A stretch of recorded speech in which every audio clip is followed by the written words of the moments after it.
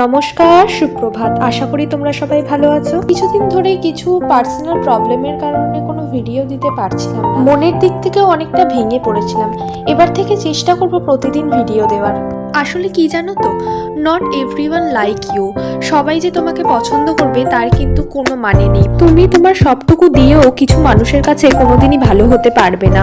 যতই তুমি kind person হও না কেন, স্মার্ট হও না কেন, সবাই মন জয় কিন্তু তুমি করতে পারবে না।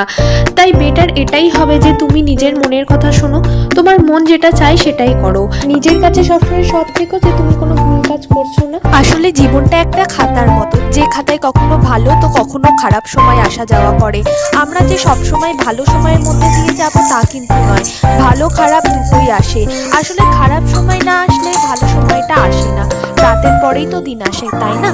আর এই কদিনে আমি এটা তো ভালো করে বুঝলাম, at first respect your self. যারা তোমার জন্য অপেক্ষা করে না তাদের জন্য অপেক্ষা করা বন্ধ করো। মানুষের কাছ থেকে অ্যাটেনশন চাওয়া বন্ধ করো। সবাই কিন্তু তোমার টাইম ডিজার্ভ করে না। সবার আগে জরুরি নিজেকে খুশি রাখা, নিজেকে ভালো রাখা। তো যাই হোক, এবার থেকে চেষ্টা করব আমি প্রতিদিন তোমাদের সাথে ভিডিও শেয়ার করার। আশা করি তোমাদের আমার ভিডিও ভালো লাগবে। সারাদিনের কাজকর্মের পর চলে এলাম স্নানে। স্নান করে পুজো দিয়ে নিলাম।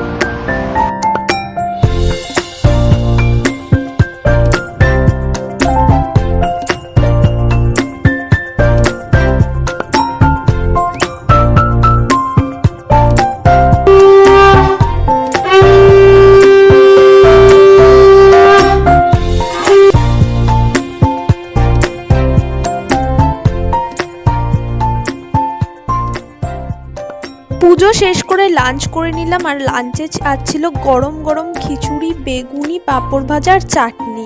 কার কার খিচুড়ি পছন্দ অবশ্যই কমেন্টে জানিও। সন্ধেবেলা চলে গেছিলাম কোচিংয়ে, আর ওখান থেকে আসার সময় নিয়ে এসেছিলাম চিকেন ললিপপ আর সেজওয়ান মোমো।